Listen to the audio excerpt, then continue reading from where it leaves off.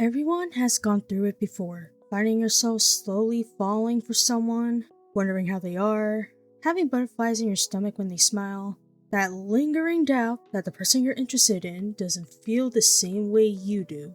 That's what falling in love is supposed to be. However, there's a difference between admiration, love, and obsession. And with the media that we're going over today, this plays with the situation in which what happens when someone confuses love and obsession. Which brings us to our topic of today, the movie Obsession, directed by Curry Barker. Hey everyone, my name is Esmeralda, and welcome to my first video of this channel. I'm a hobbyist writer who pretty much writes both original fiction and fan fiction, having been writing for 14 years.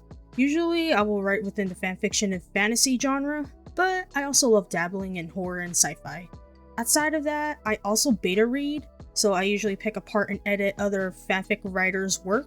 I do both as a hobby, so I am by no means a professional. Being a horror fan ranging from movies, TV shows, books, and games, I had immense expectations for Obsession. As of late with horror, in my opinion, it just had been a bunch of copy and paste type of games or tropes and just the same old jump scares that is pretty much the same all the time. Watching Obsession though, it got me hooked. I have watched this movie twice already. The first time just pretty much letting myself be surprised and just loving every second and just having fun with it. The second time though was with family, and during that time I just decided to let my writer brain loose and mentally starting to pick apart like the dialogue, character interactions, the themes, and I decided, hey, it would be fun to analyze this movie, which leads to now deciding to put my thoughts together to tell my interpretation of Obsession just for fun. This mini analysis series is going to be split into multiple episodes because while just listing out my different points and testing how long it will put together the audio, this is gonna go way over 30 minutes for sure. And I'm also experimenting as well with different, video styles. So if you enjoy the style of the video, or if you think I should do something else, just let me know down in the comments. Any feedback is appreciated. The same applies for any suggestions you want me to cover in the future, such as a different movie, TV show, book, or game. This is going to be more of a podcast-like type of video, so feel free to grab a coffee or drink, walk around and relax, and listen. Or, if you want, feel free to watch me play as we begin this mini analysis series. Obsession, A Descent into Villainy, Part 1, The Mystery of the One Wish Willow. Before anything, this movie does include the following content, so if you are going through any of these that are listed, I suggest clicking away. The movie contains the following. Another thing before we begin, there are a few disclaimers I want to discuss. I haven't watched any of the interviews that Curry Barker and the actors have done, so there is a possibility that I may have missed something in terms of concepts or just things about the characters. So this analysis is just purely done based on my interpretations and trying to put myself into the shoes of that character to get a better grasp of their personalities and just how they think. Also, there will be spoilers. It's basically impossible to talk about this movie without being completely vague or spoiling the movie. So if you haven't seen the movie, I highly recommend watching it. It's usually best to form your own interpretation first anyway before looking into someone else's to compare what's in common, what's different, and just to build upon your own understanding of the media. I am going to be under the assumption that whoever continued watching after the spoiler warning has already watched the movie, so I'll be leaving out the synopsis and just go straight into my interpretation.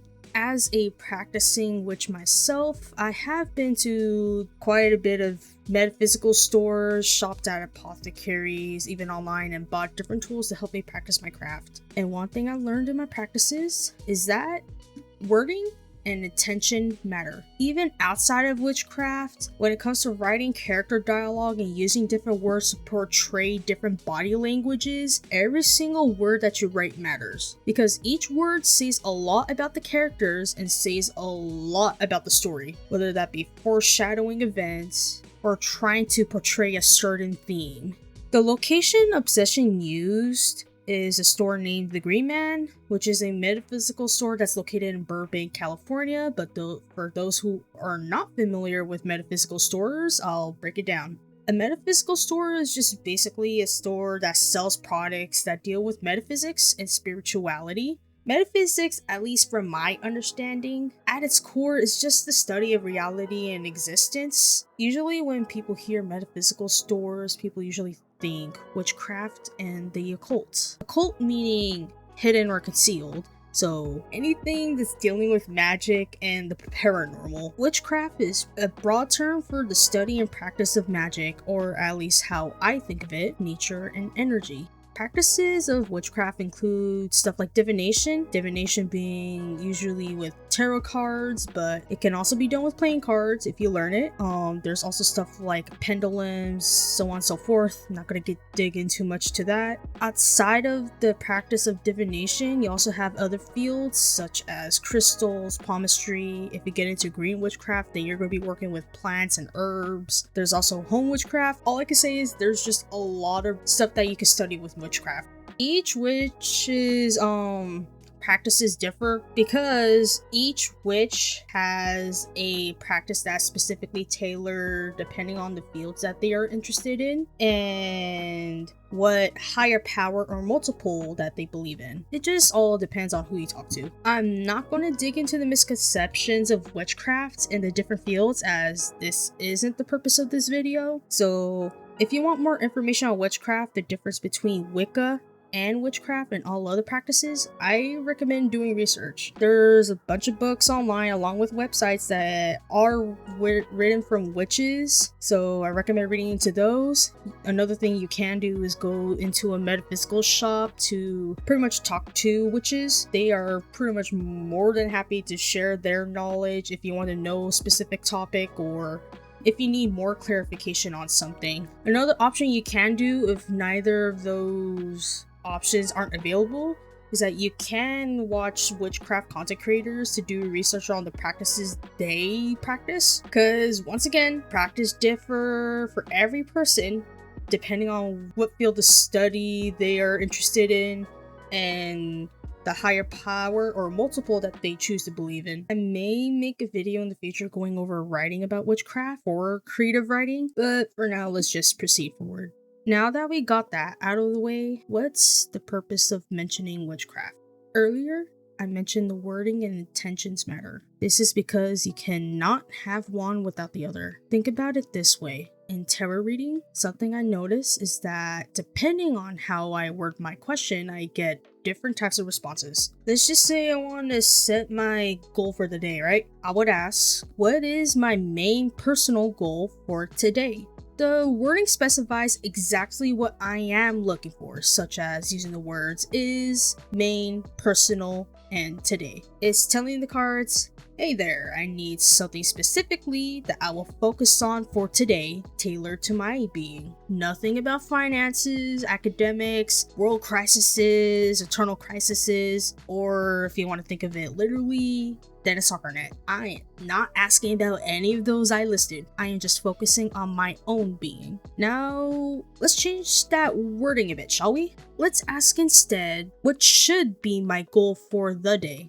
Hey, isn't that the same question though? At face value, yes. Looking at it closely, no, because there are loopholes to that. There is vague wording in that question. This is because of using the words should, goal, and the day. Should is like saying, hey, give me a suggestion, I don't really care what it is. And it also gives off that sense of hesitancy. Saying goal by itself without it being attached to anything, well, you opened up a door for other ways the tarot cards can interpret. While you know the intention of what you're asking, The cards, which is the metaphysical tool being used in this scenario, does not. The cards will be wondering if you are asking about finances, economics, personal stuff, relationships, academics, or creativity, maybe even more. Or if you, once again, want to take a look at it literally, then a soccer net. It just leaves way too much room for possibilities, so it will have to choose a random one that may not be in line with the goal that you're trying to focus on or want to specifically ask about.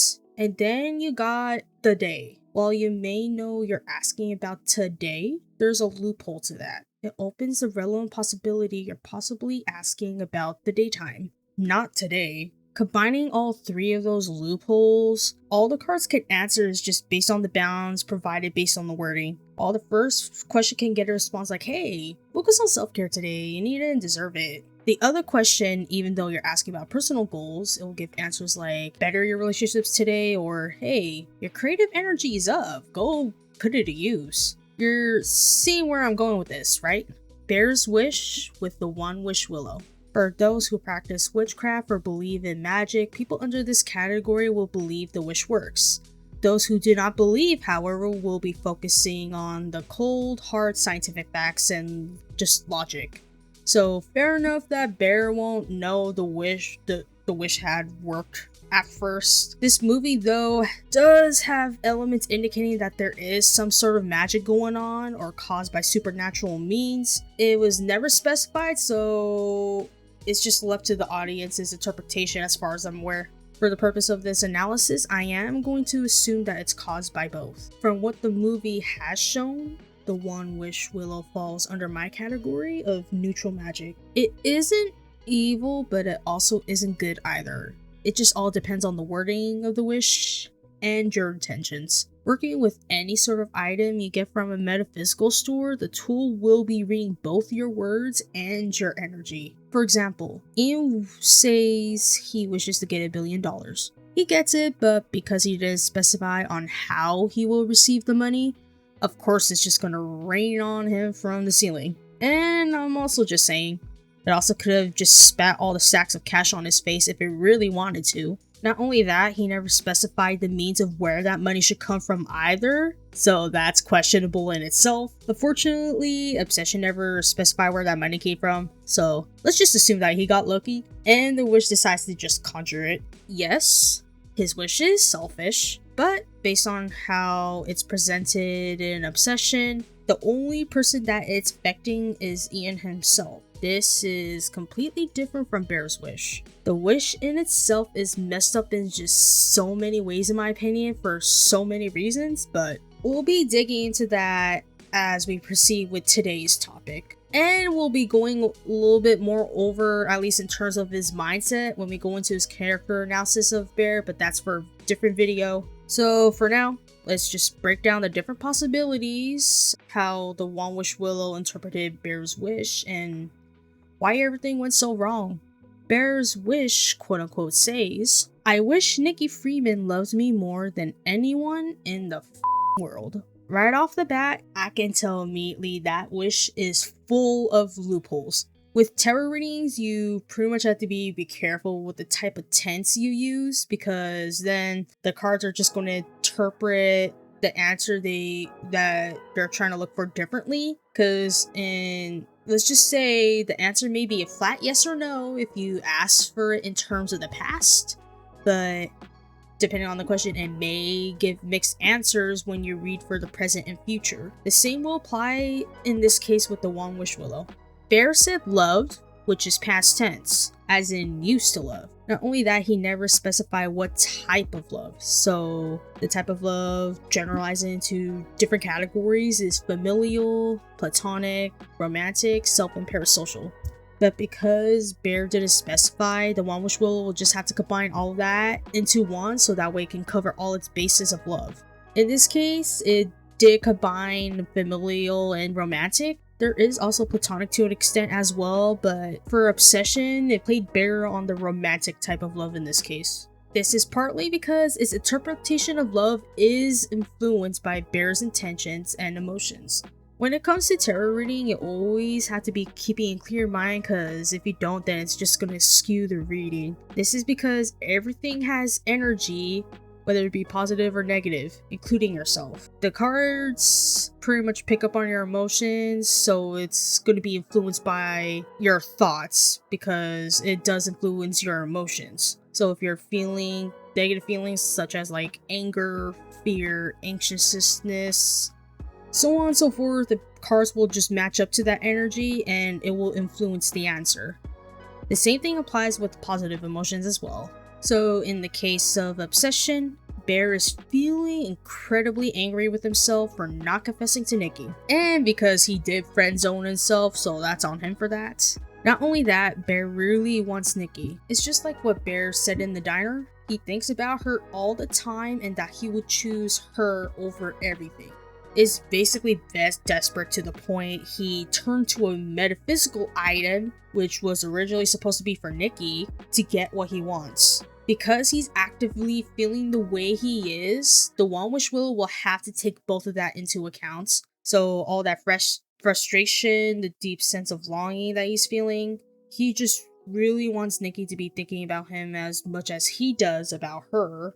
So once again, like I said, choose him over everything. Not only that, he also used profanity to add emphasis to world. That in itself is emotionally charged only because it emphasizes that frustration and desperation. And there's also open possibility that because Bear added profanity to his wish, it adds that impression for having a distaste of the world. It's partly why Mimic Nikki acts to the extreme, such as duct taping his whole door, to literally ignoring all basic needs like cleaning herself and going to the bathroom when Bear leaves, and feeding Sandy to Bear through a sandwich. We'll be going over the Mimic Nikki thought process when we're going to be going over the character analysis in a different video. Platonic love and familial love basically implies it's already there before the events of obsession took place, so we're talking in terms of Nikki. Romantic love comes in the moment Bear snaps the One Wish Willow, but because the wish was unclear because of what we discussed earlier, it pretty much just leaves Nikki having to play a guessing game. For example, like cutting Bear's hair without his permission, then she ends up getting lectured by Bear to not do it anymore. Or making Bear a cat sandwich and then getting yelled at by Bear to not do that. So, and another thing too is just like being unable to do anything without Bear being under the same roof, such as the house, or just always having to be in proximity with him everywhere he goes. So overall, Mimic Nikki has to literally wait for Bear to correct her, to know just what the boundaries are, and to figure out what type of love Bear is searching for. Then you have More Than Anyone. It's both vague in itself, but it's also all telling at the same time.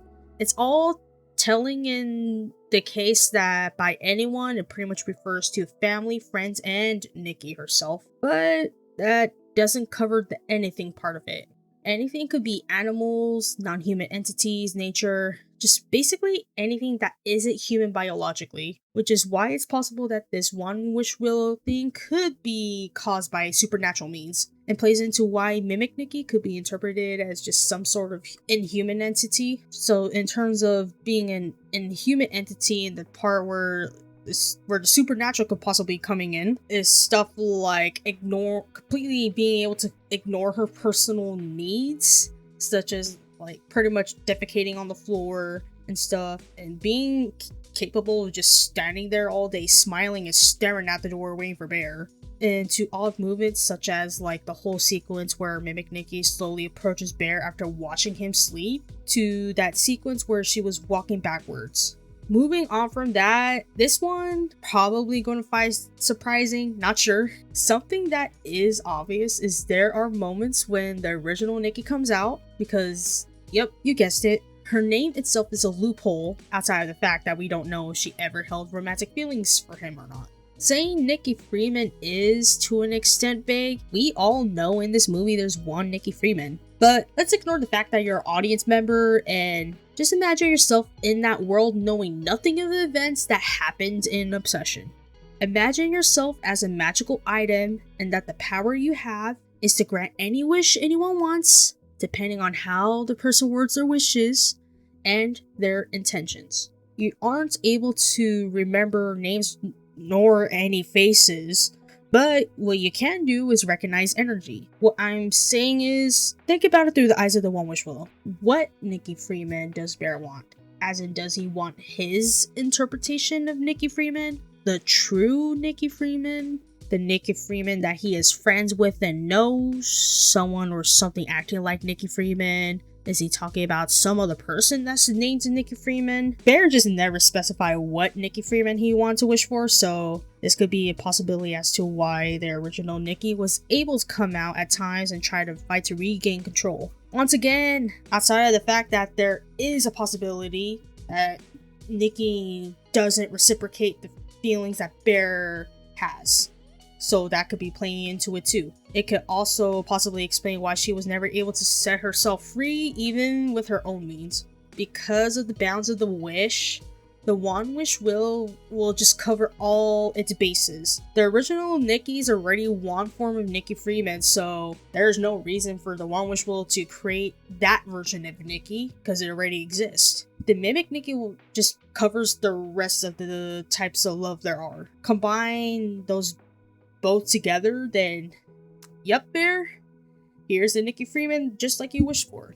Case on point, during the car scene, original Nikki does come out momentarily looking confused and freaked out. Mimic Nikki is back in control, covering that split second of original Nikki coming out just by playing off how she was acting weird.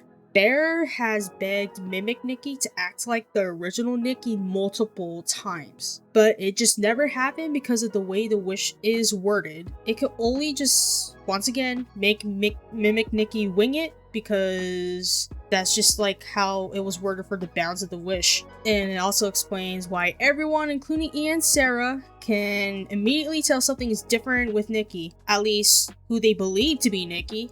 Minus Bear, because a deep part of it knew, but we'll go over that in another video when it comes to his character analysis.